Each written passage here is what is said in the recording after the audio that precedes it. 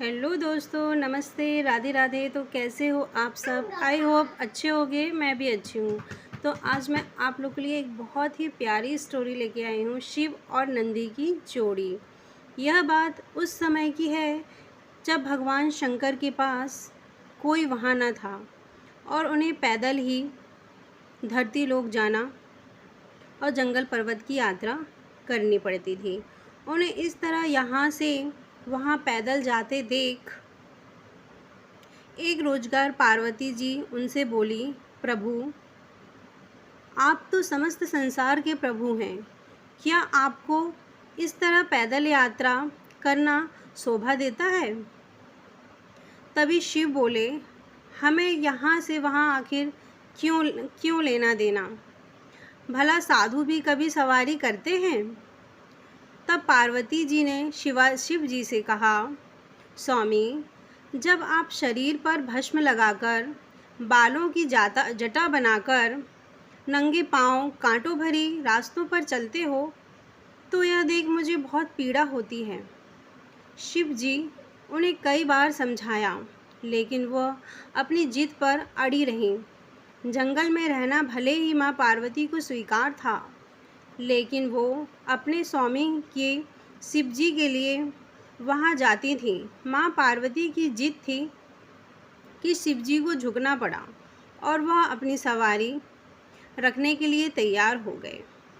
आखिरकार एक दिन ऐसा आया, वहाँ अपना शिव जी ने नारद मुनि को बुलाया और कहा, सभी देवती देवताओं तथा उनको बुलाया और बोला, इंद्रदेव, महादेव अपने लिए वहाँ वाहन ढूंढ रहे हैं, इसीलिए उन्होंने सभी देवताओं को अपने यहाँ आमंत्रित किया है।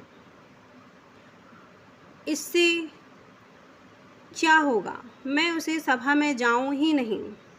देवतागण अपने अपने मोहल्ले में बैठ रहे और कोई भी सभा में शामिल नहीं हुआ। काफ़ी डर तक इंतज़ार करने के बाद माँ पार्वती उदास हो गईं। शिव जी ने देखा कि सभा में कोई भी सम्मिलित नहीं हुआ है।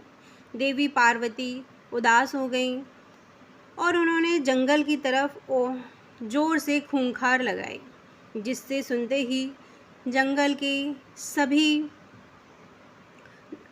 जानवर वहाँ पहुँचे। देवी पार्वती चाहती हैं कि तुम में से, भोले बाबा ने आदेश दिया, तुम में से कोई एक मेरा वाहन बनेगा। बोलो, कौन मेरा वाहन बनना चाहता है?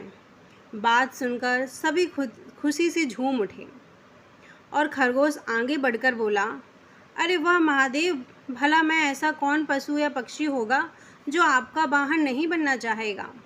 महादेव, मैं बहुत मुलायम हूँ, कृपा करके मुझे अपना वाहन बना लीजिए। खरगोश की बात सुनकर सभी जानवर जोर जोर से हंसने लगे। तभी शेर गरज कर बोला, मूर्ख खरगोश, मेरे रहते हुए तुम्हारी हिम्मत कैसे हुई सामने आकर बोलने की?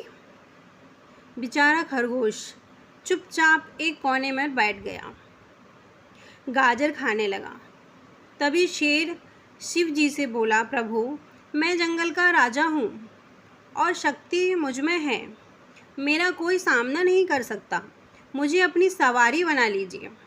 नहीं नहीं महादेव, मेरे अलावा और कोई भी इस काम के लिए ठीक नहीं रहेगा आपके लिए।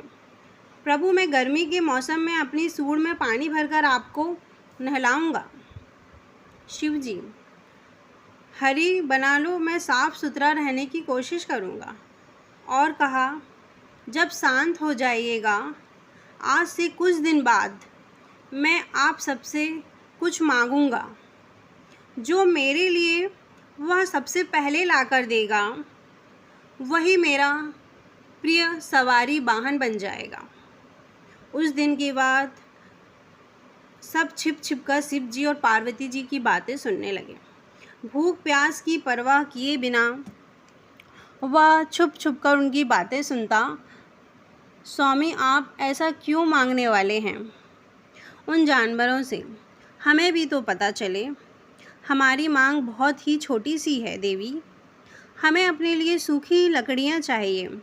उनकी यह बात नंदी बैल सुन रहे थे।